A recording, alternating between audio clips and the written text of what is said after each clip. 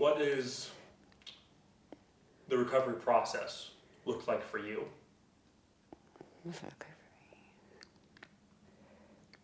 Gives you hope.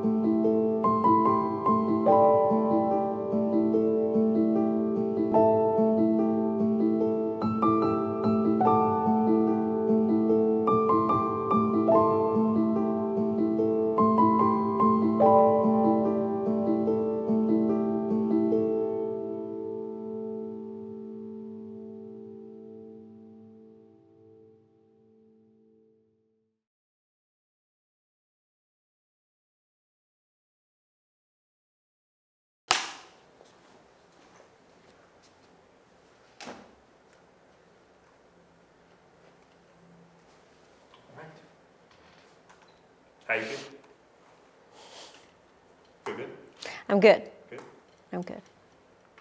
Ben and I found ourselves in a really rough situation with our marriage. He was struggling with his alcohol addiction, and I was struggling with codependency and workaholism and really some pretty massive enabling. And we found our way into recovery just trying to work on ourselves more than anything else, or maybe trying to fix each other at the same time. We were pretty new to recovery, and my husband's sponsor said, you know, you need to put your relationship with God first. Your recovery comes second, and everything else will fall into place. Then once I got into recovery myself, for my own struggles, my own hurts, I realized that everything his sponsor had said was accurate. God first, recovery second, and everything else falls into place.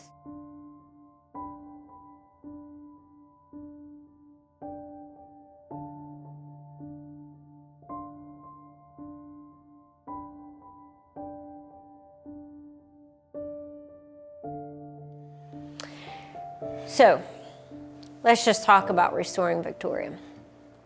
So first of all, one of our previous attendees lived in that house. And he adored that house.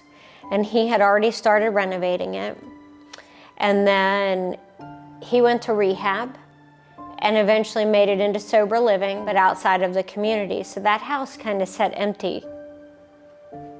There hasn't been anyone else live in it since he left. And we lost him in September of 22. He was just one of these people that just loved God. And I mean, loved God wholeheartedly.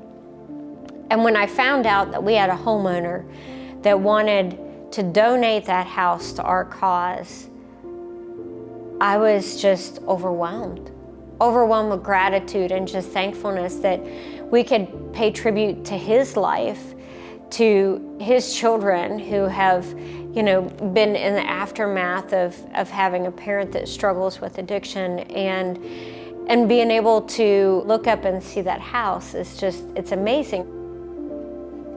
On the outside, it looks like just a beautiful Victorian home. It looks very stately, it looks very strong, it looks very much like it's a strong foundation, and it is all of those things.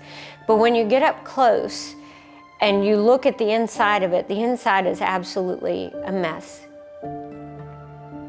That is just how we are when we walk through the doors of recovery.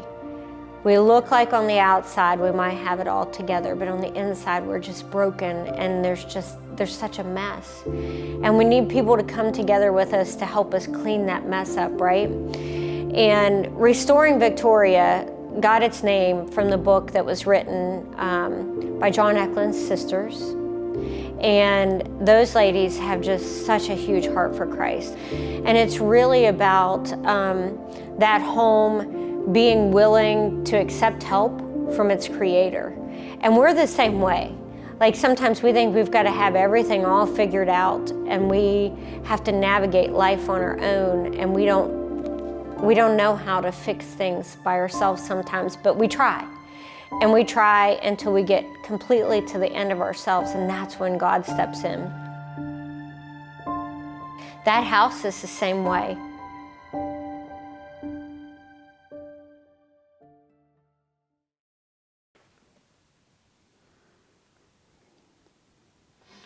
All right, can I have you look my way, Heather? Perfect.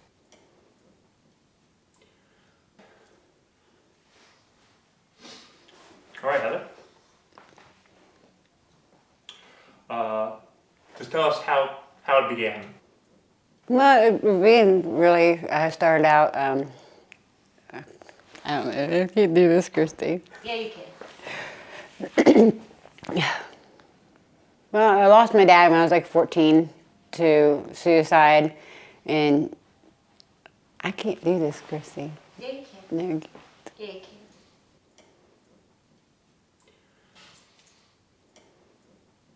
You can do it. You can do it. I lost my dad when I was 14 to suicide, and that left me feeling abandoned, lost. I felt like my mother didn't want me. I tried committing suicide a few times, and it led to me trying methamphetamines, and then and CPS ended up stepping in, taking my kids. So I went back to using harder drugs, and then that left me to being homeless. Wow, it's been like 5 years we were homeless. I didn't have no friends. It totally demolished my family life. I had no family. I was alone. They had nothing to do with me. I can see why my mom backed off. What do you mean by your mom backed off? She just quit having anything to do with me. She quit coming to see me. She quit calling me. I was just not there. I was just non-existent to her anymore. What was your lowest point that kind of made you realize it's time to take steps? Whew. When she stopped to see me, it was a shock to me. And my son sat in the back seat of my mom's truck, and he asked her why. She was keeping me away from him. He didn't understand why she wouldn't let him around me.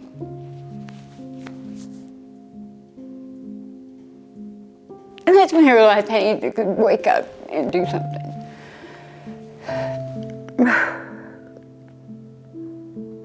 I remember just seeing her brokenness and feeling like I've got to do more. Like just having a meeting once a week is not enough to serve these people where they are. And really understanding and getting to know them and realizing that a lot of where their addiction started from was some form of major trauma or hurt or just a feeling of hopelessness. And so, you know, getting to know them has really made the drug addiction a focus for us. And, you know, just like in her case, I would say I probably took her to rehab 8 or 9 times. The problem was the aftercare. You know, we treat things on the surface a lot of times and we don't always get to the root of what the respective issue is. And Restoring Victoria is going to provide a pathway for some of those ladies to really have a place to go after their initial rehab. And what we found through all of this was that, you know, you would go through the process of getting them medical clearance at the hospital, and then you would get them into detox for 7 to 10 days, and then you would get them into rehab, maybe 30, maybe 60 days. But after that, unless they had a place to go, they really just kind of went back to their old ways of living because they didn't have an option. They didn't have housing. They didn't have what it really takes to be able to live on your own, to be able to function on your own. And some of these folks have been active in addiction for many years, and it's escalated. So it had went from, maybe it was just alcohol initially, to smoking weed or whatever the case is, and then maybe it was pills, and then it's escalated into IV drug use or smoking meth or whatever the case is. And so we've really just watched it ravish our community. And so the gap for us has always been the aftercare, after rehab. We can get patients into rehab, people into rehab all day long, but if we don't have a place for them to go afterwards and we're not meeting their basic needs, then there's no other option for them. You know, I sat through a recent training in my job, and we talked about the social determinants of health and the barriers that patients have, and we see a lot of the same thing where I work, and a lot of it is people leave and they don't have food to eat, they don't have electricity, they don't have running water, and when their basic needs aren't being met, they will turn to something to numb the pain. And so Restoring Victoria will meet those needs. And it will not just meet those needs, but I think the community is prepared for it. I think they're willing to help. I think they're willing to step up and be a resource to these women and really provide what they need to be able to get them back on their feet. And I think that's really the key to changing where the community's at.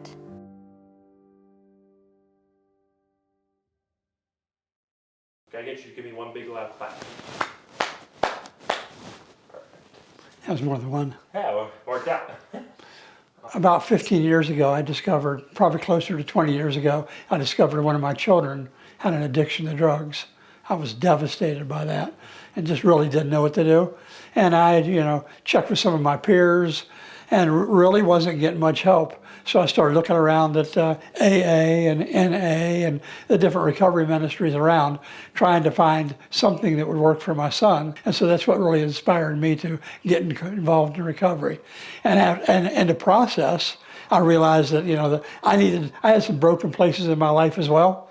And so I sought some recovery in some areas of my life as well. But it's been, I've been involved in recovery for just about 20 years, and it's been quite a process.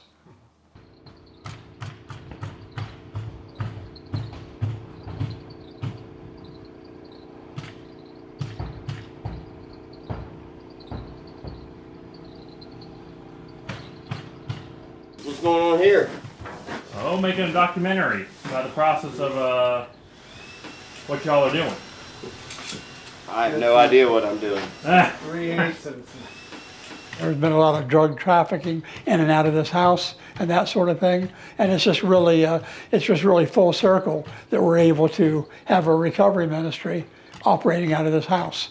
And so I think it's going to be a credit to the world, and especially a credit to Salem.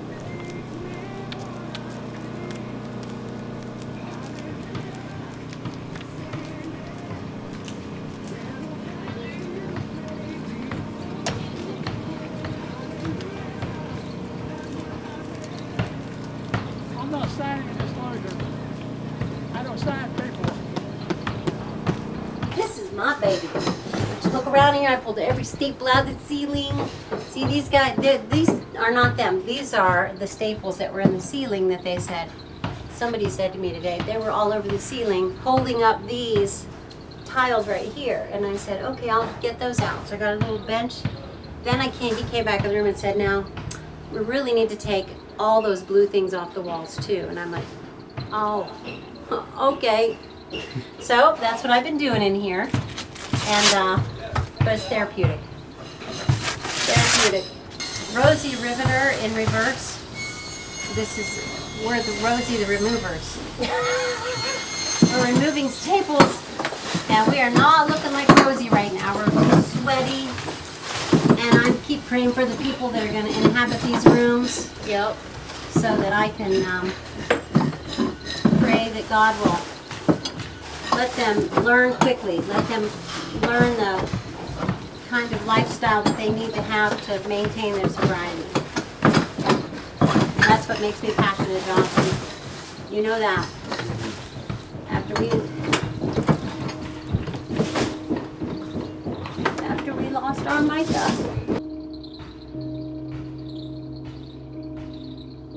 I heard they were gonna have this house. That's what made me passionate. That's what made me want to get in here. I don't mind getting dirty and working hard, but I think we can get somebody else some clean time and get back to living their life and realizing their purpose. That's why I'm doing it.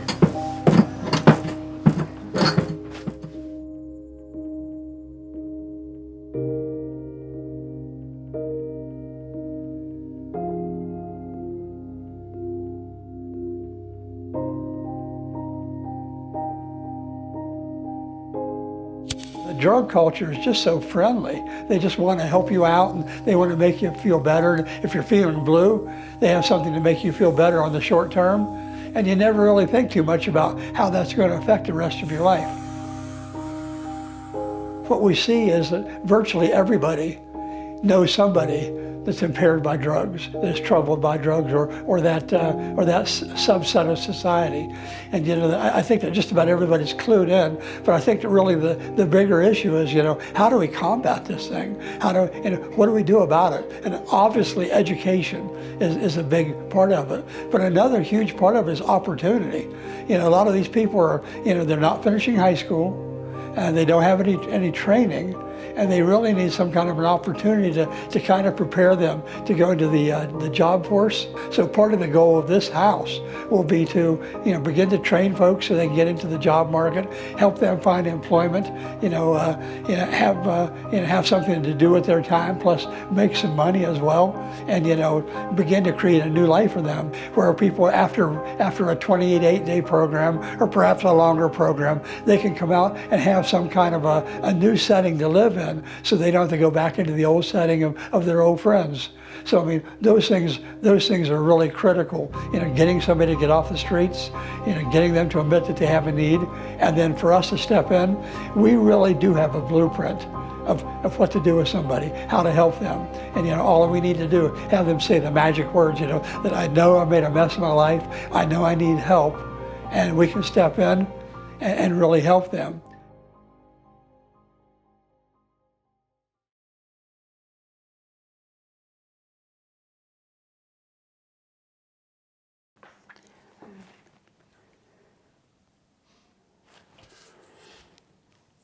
What does the recovery process look like for you?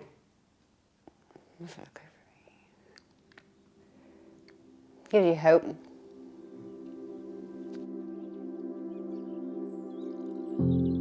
You go from not having nobody to having a complete family that's there for you to back you up 100% of the way. My God, they paid over $1,000 to get me in sober living the first time, just so I'd have somewhere to go. And now look, this is happening. It's amazing.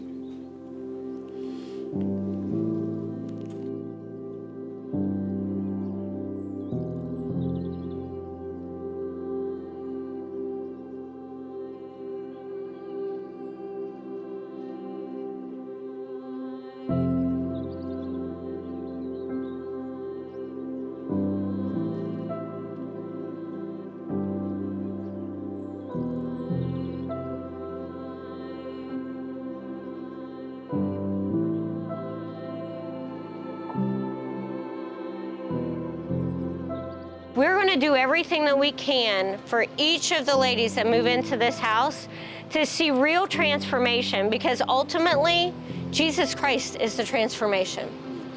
And so I'm so very thankful and so very blessed to be partnering with Recovery Alive and folks who have donated to this project. It has been completely transformed, but it's just like us when we walk into recovery, right? So we walk into recovery and we are so, like, we have this mask on the outside and we feel like we've got it all together, when on the inside we are so broken.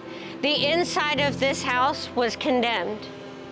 And so just like our work in recovery, we have healed from the inside out. And so structurally, this house had good bones, just like we do when we walk in.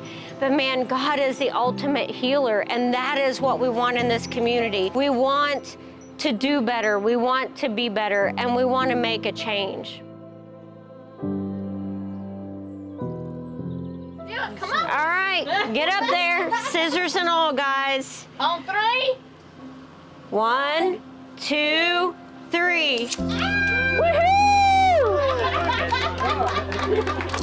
No longer condemned. Yeah! Restoring Victoria. Scary as hell at first. What kept me going was the promise to see my kids. Some days I thought I would never make it, but looking back on it, there's nothing you can't get through. You just gotta keep pushing forward. It's just a new day, and it's a new opportunity, and I think that, we're gonna see, not only we're gonna see hundreds of people, finding freedom in Jesus Christ, but we're seeing the culture change. And that's something that I have prayed for, and I am so happy that I'm participating in it right now, because we're going to ride this tide for as long as we can. Restoring Victoria is going to be a life changer for a lot of women who go through there. It's going to give them an opportunity to get on their feet. It's going to give them an opportunity to see restoration with their children. It's going to give them an opportunity to stay connected with Christ. Everything is solid, and that's all you need. It's just a firm foundation. And while it might look messy, it has such good structure, and it's so beautiful. It's going to be a beautiful place for a very long time, and I'm very excited about that. Really kind of wrapped it all up. Let me get the door for you guys. Y'all think I'm a gentleman. Ta-da! Are you happy?